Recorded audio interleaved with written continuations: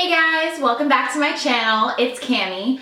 So before I get into the video, I wanted to address two big elephants in the room, you may say. One of them being that I have not posted or filmed in about a month or two now. The quarantine life kind of got to me and I just didn't feel like putting on makeup. I didn't feel like filming. I didn't feel like doing anything really.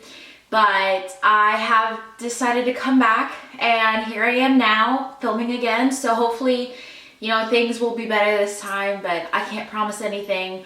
I will probably be posting a video maybe once a week for now. So I am really sorry for being MIA for so long, but I'm back and I'm here. So the second elephant in the room is the room. I am not in my usual setup. During quarantine, I have decided to change up the background and actually film in a different room. So I have bought a bunch of things on Amazon and now this is my background. So now that the lights are on, I am ready to really start this video. Bear with me, I'm still getting used to everything again. But for today's video, I wanted to show some of my quarantine favorites. We have all been in quarantine for 1 or 2 months now, and I've accumulated a lot of things here in the state that I live in. We will probably be quarantined for a little bit longer, but in some other states, they are already opening things up. But I thought I might as well show this anyway because some of us are still quarantining voluntarily, and so maybe some of these things can help you stay inside more and keep safe because we all know that is important. So let's get into the video. During this quarantine, we have been playing a lot of games in our household. I live with my sister and my boyfriend comes over sometimes, probably just about half the week. So we have really accumulated a lot of games because what else can you do in a household besides watch Netflix? The first game I have is Monopoly Deal. This I found from Whitney Simmons in her favorites video. She talked about how she loved playing this against Stefan, and it was a good 2-player game, which since there's only 2 or 3 people in this household at a time, I personally try to find games that can be played with 2 or 3 players. So this is actually a really good game to play with 2 to 5, and I actually think it's a lot of fun. It's a smaller version of Monopoly because we all know Monopoly can take hours upon hours to get done. So this is a lot more fun in my opinion because we're not sitting there waiting forever. I highly recommend this if you are looking for something new to play and there's only 2 people in your household. But of course you can always play this with a max of 5 players. The next game I have is the Disney Villainous Wicked to the Core. This is actually an expansion pack. We have 2 expansion packs and the first version, like the base version.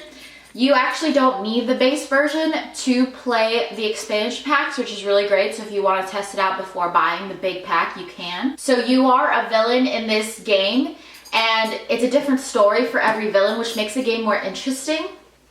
It's a little bit difficult to get a hold of the first time, but I definitely recommend it, and I think it's a lot of fun. If you love Disney, this is a great way to play a different version of it because usually you always want to be the hero or the main character, whatever you want to call it, but this is fun.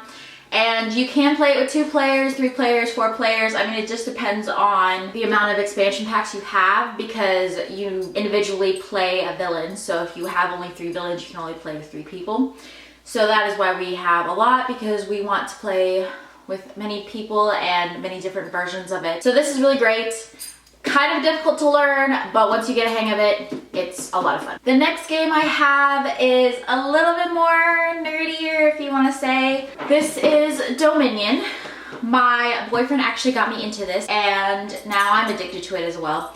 We have the 2nd edition, which is the base version, and then about 3 expansion packs at this point. I have told myself to stop buying expansion packs because we need to play with the normal game first with all the expansion packs we have. So I'm on a no-buy expansion pack. Yeah, it's kind of bad. But this is a lot of fun, and you can play it with 2 people. However, it's more fun if you have more people. So I usually play it with my sister and my boyfriend. There's like different cards that you can play around with, so every game is different, but it's a lot of fun. And Definitely one of my favorite games during this quarantine time. So along with games, I have also been loving puzzles. I have about 10 puzzles now. This is actually one of the puzzles that we've already solved. It is the Star Wars The Mandalorian puzzle. It's a 500-piece puzzle. It was a lot of fun, very difficult because there's a lot of brown here, but puzzles are a great way to challenge your mind because if people aren't going to school like me, I'm just working, you're not really being challenged often enough, in my opinion. So this is a lot of fun, and you can sit down and like build the puzzle for about an hour and then go back to it after dinner and do some more, or the next day or whatever. So I love having this. We actually have a folding table out with puzzles on it, so you can like mess with it every day if you'd like to, or whenever you feel like. So these are a really great way to pass the time, and you will sit down for an hour and not realize that it's been an hour already. So this is really great. So during quarantine, another thing that I've been doing is reading because there's nothing else to do and you can only watch so much Netflix. So I have a couple books here to recommend. The first one is The Seven Husbands of Evelyn Hugo. I have talked about this many times. I believe I talked about this in my Amazon favorites and maybe another favorites, but this is definitely one of my favorite books of all time. It's about Evelyn Hugo and her life through fame and her 7 husbands. I highly recommend it. I think it's one of the best books that I've ever read. And if you're looking to get into the life and the world of fame, I would recommend this. The next book I haven't read in a couple years, but I still love it.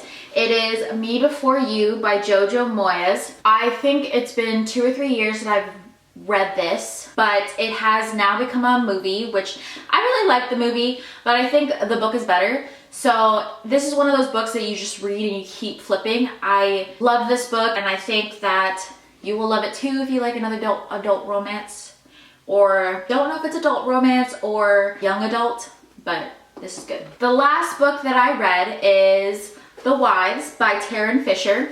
Nicole Renee Cutler actually recommended this, and I love everything that she recommends because she is a true crime person, which I am too. I love true crime. So pretty much anything that she listens to, like podcasts or TV shows, I love. So when she recommended this book, I was like, all right, I'll try it out. Can't hurt. I love everything else she's talked about. This is a story about 3 wives. So one man with 3 wives. And the story follows the second wife. And it's about how she lives her life being the second wife and only seeing him like once a week. She shares him with 2 other ladies, and she just struggles with that, and it's all about her life with that. I really like the book.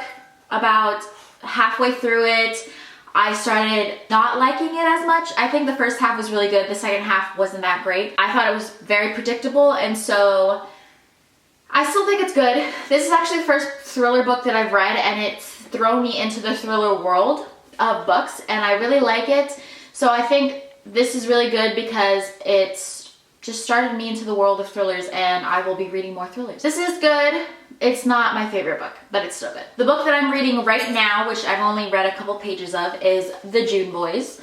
So this is a newer book, and it was suggested as a thriller recommendation when I was looking for thrillers. This is a story about how in a town there are 3 boys that are kidnapped essentially on June 1st, and they're held captive until June 30th of the next year. So they're held captive for a year, and then they come back. So it's really interesting. For what I've read so far, I really enjoy it.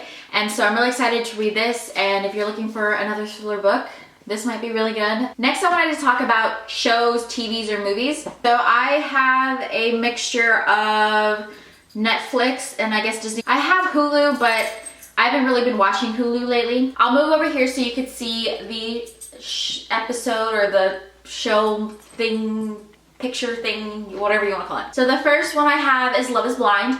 Love is Blind is a dating show, so they meet each other through a wall, so they don't actually see each other, but they can talk to each other. And if you're into those dating reality shows, I think you would love this. It is very interesting because it is a social experiment essentially, and I think it's really great. I mean, it's been a talked about show. I think it was #1 for a while, so if you haven't seen it, I recommend it. If you like, you know, The Bachelor, 90 Day Fiance, I think you'd love that show. The next show I have, which is really cheesy, is Too Hot to Handle. And it's another dating show, and it's about these, like, I don't know, 5 women and 5 men that are essentially hot. So they are not allowed to have sex, and if they have sex, they lose amount of money in their pot. So I think they get $100,000, and then if they like kiss, they lose a certain amount. If they have sex, they lose a certain amount.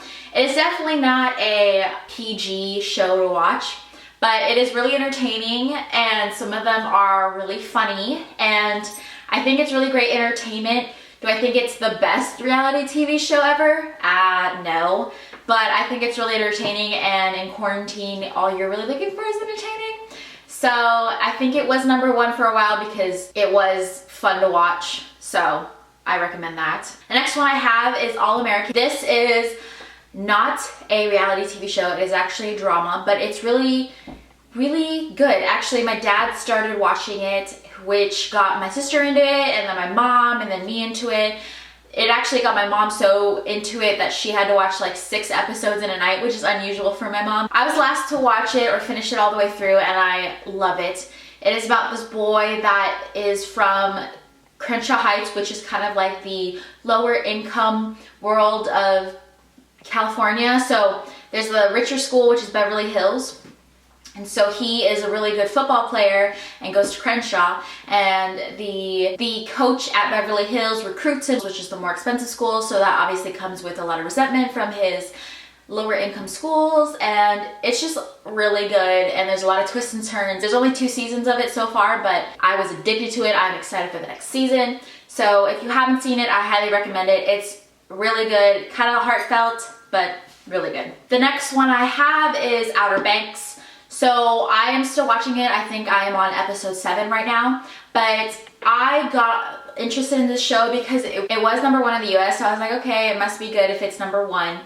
The first half was a little bit difficult to get into, but later on, right now, I am really into it, really interested in it. It's really entertaining. It's about this boy that his dad goes off to sea trying to find this like gold merchant, and he gets lost and disappears, and so now he's the one looking for it with his friends, and they're really funny because they're all just like, they just mess around a lot. It's really great. I recommend watching that as well. It's good. You have to like watch it and like stick to it in order for it to get better, but it does get better. Next thing I have is Breaking Bad. I know this is an older show, but I actually didn't watch it when it was coming out. My boyfriend actually told me about it, so we started watching it during quarantine, and I've watched all of it now. I even watched El Camino, and I think it's a really great show if you haven't watched it. I am a chemist, so watching it actually was a lot of fun because I related to a lot of what it talked about. So if you haven't watched it, I think you should. It's a great time to watch it because you can just binge it all day. I know I'm the last one to watch it, but I've watched it now. Last thing I have to recommend is a Disney Plus movie. It is Onward. My sister and I actually watched it in the movie theaters before everything closed down, and we fell in love. I think it's one of the best animated movies since Coco. This movie, it's just so good and so funny, and it has Tom Holland in it. Like, it's so great. I'm so glad it's on Disney Plus so I don't have to buy it. And I've already watched it about 2 times since it's gone on Disney Plus. I think kids will love it, adults will love it, and teenagers. The thing I've been loving is coloring books. I actually find coloring very relaxing. However, I don't like the regular coloring books because I think it's actually kind of stressful to like figure out what colors go with each other and where to put everything. So this is a coloring book where it is a color by number system. So you have like a blank page and there's numbers on it, and then you'd have like the different colors up here, and you just match it to the color with the number. And I've done quite a few of these. I love them. They're a lot of fun. Here's a tiger, which looks really cool. It's like a pixelated tiger type of thing. But I think these are a lot of fun because they pass the time. You could watch something on TV in the background while you're doing this. To go along with that, I love the Crayola Super Tips. I don't know why, but I love coloring with markers. I think colored pencils are too light. I think crayons are too waxy. I don't really like it, so I prefer markers. So the Crayola ones are the best. You can fight me on that. I have the 50. I want the 100 eventually, but it's a little bit more expensive, and I have a lot of the coloring and colored markers have been one of the best things during quarantine. Those are my quarantine favorites. Let me know down below what quarantine favorites you have and how you are surviving this time. I really want to say that I'm sorry that I have been MIA, but I am back now and with a new background. Thanks for watching. Please subscribe and I'll see you in the next one. Bye.